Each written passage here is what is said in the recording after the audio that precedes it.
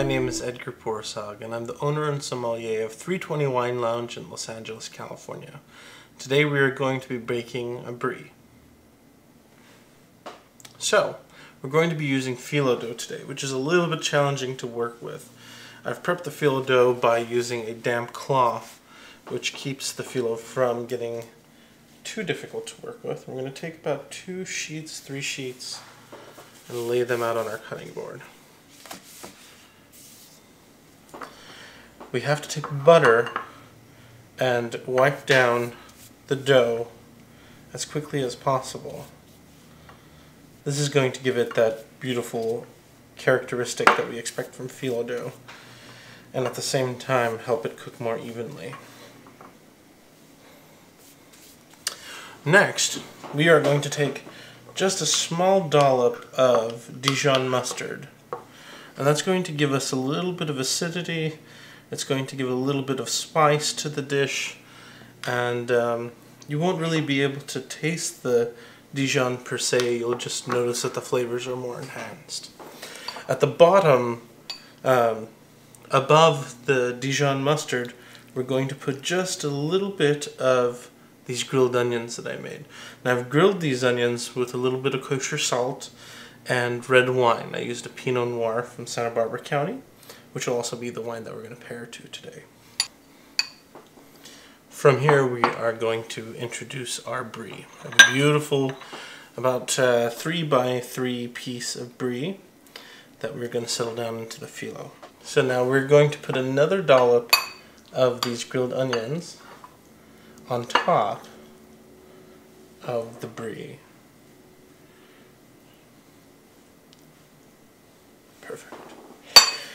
And we are going to wrap this like a present, so that the phyllo dough will completely surround the Brie and encapsulate it. Then we will trim the excess off.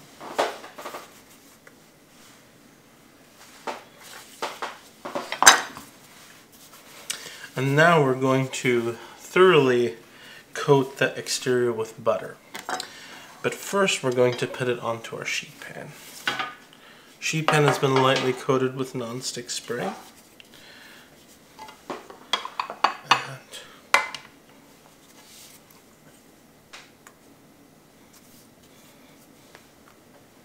Now you salt lovers are going to love sprinkling a little bit of sea salt or kosher salt over the top. It'll help the crust to form. I personally like the simple flavors of the Brie, so I don't want to push it a little bit too much. Well, there you have it. It's fully coated with butter. We're ready to go to the oven.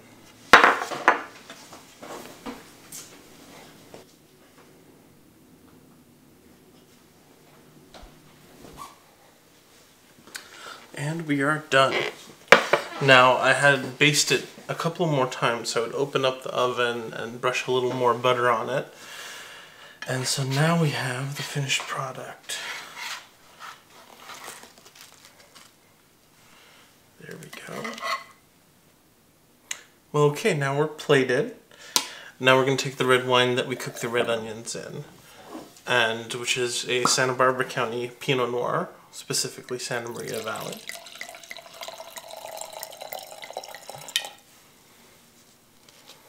And then what we should look for is a oozing but crispy baked Brie on the inside. Well, there you have it. There's a delicious baked Brie with caramelized onions and red wine. Cheers. Thank you very much for joining us.